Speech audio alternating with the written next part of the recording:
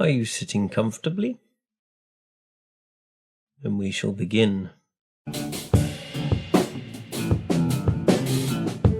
Chapter 8, in which Sophie leaves the castle in several directions at once.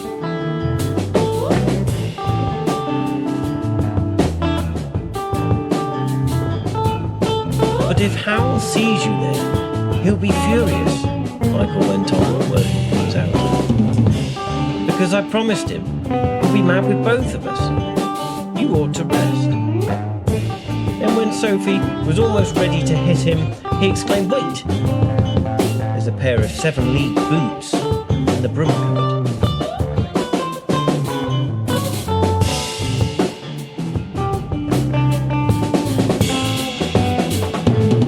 "7 leagues in one bound, uncommon.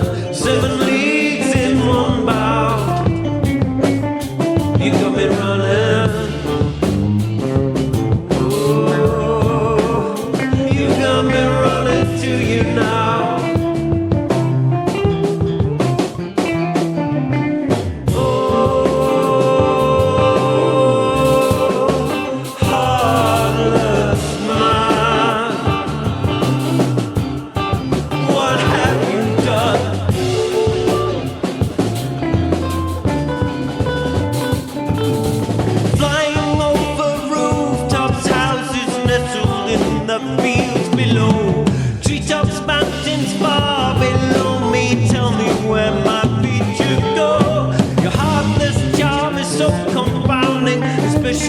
When I can see your kindness shines from every corner, you two slither out effortlessly.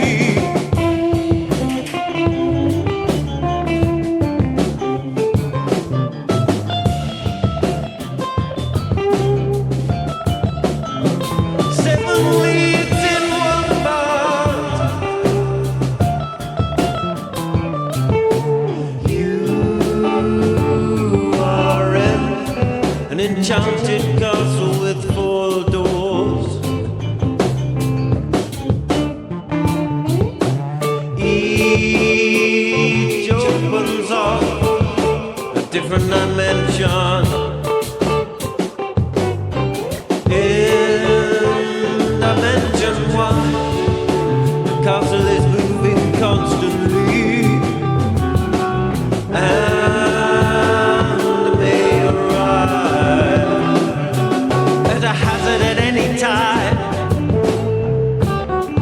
At a hazard at any time.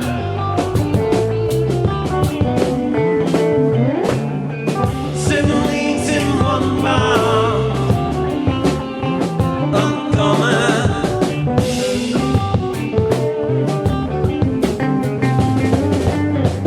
Seven leagues in one bound.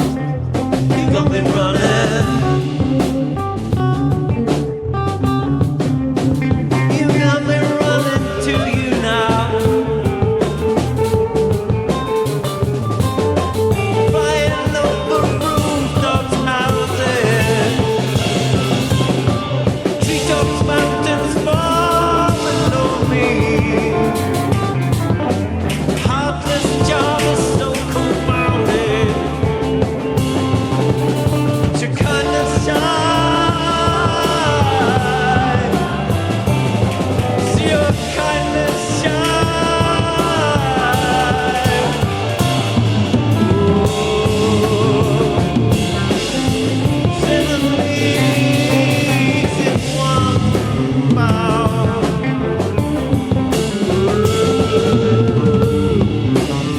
Sophie by her skinny old wrist and took her uphill to the waiting castle. She was forced to give little hops in order not to catch her foot in the heather, but she panted. 7 leagues is 21 miles. I'd be halfway to Port Haven in 2 strides. No, it's 10.5 miles a step, said Michael. That makes upper folding almost exactly. If we take one boot and go together, then I won't be letting you out of my sight, and you won't be doing anything strenuous, and we'll get there before Howl does. so he won't even know we've been. That solves all our problems beautifully. Michael was so pleased with himself that Sophie did not have the heart to protest.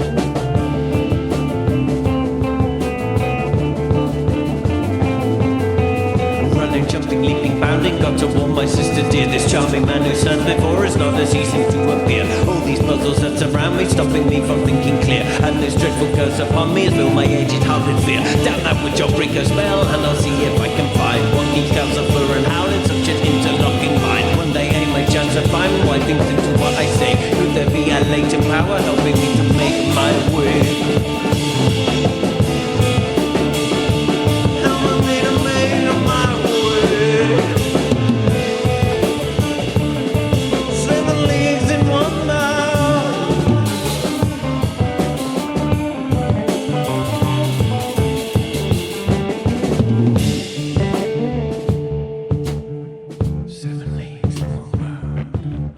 But when Michael fetched the boots from the broom cupboard, Sophie began to have doubts.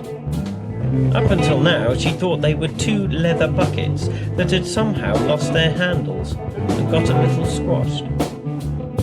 You're supposed to put your foot in them, shoe and all, Michael explained, as he carried the 2 heavy bucket-shaped things to the door. These are the prototypes of the boots Howl made for the King's army. We managed to get the later ones a bit lighter, more boot-shaped. He and Sophie sat on the doorstep, and each 1 foot in a boot. Point yourself towards upper folding before you put the boot down, Michael warned her. 7 leagues in 1 bound, honey.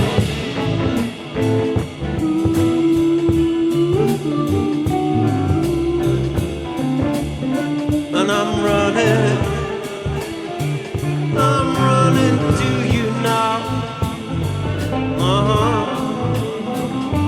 7 leagues in 1 bound.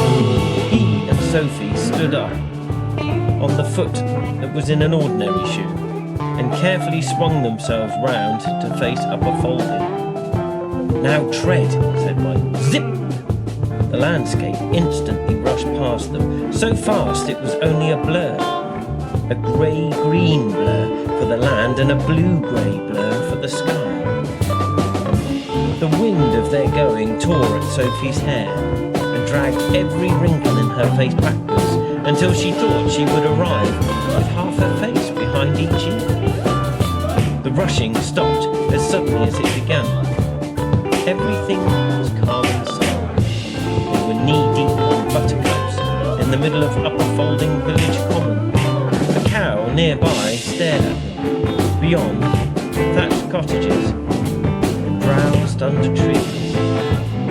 Unfortunately, the bucket-like boot was so heavy that Sophie staggered as she landed. Don't put that foot down! Michael yelled at her too late. Go and catch a falling star. With child mandrake roots. Tell me where all past years are. Or who cleft the devil's foot. Teach me to hear the mermaids singing, or to keep up with me stinging. Goodbye.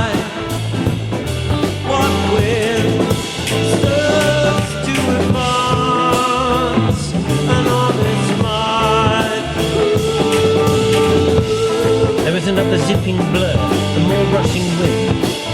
Stop. Sophie found himself right down the folding valley, almost into marsh folding. Track.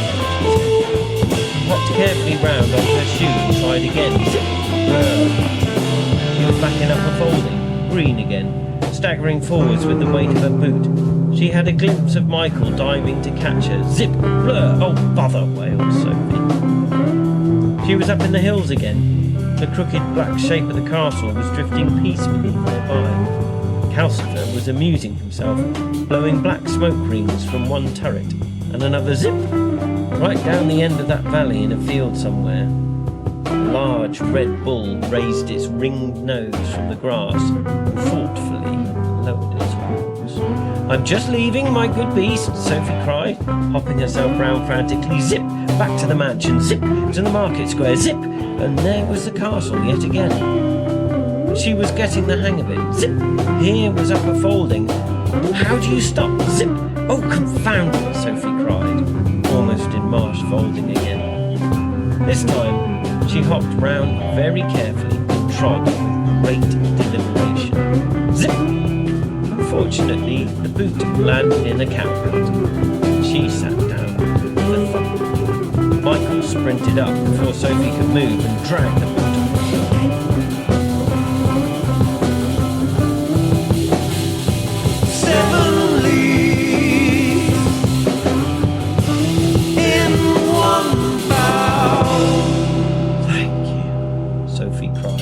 Breathlessly.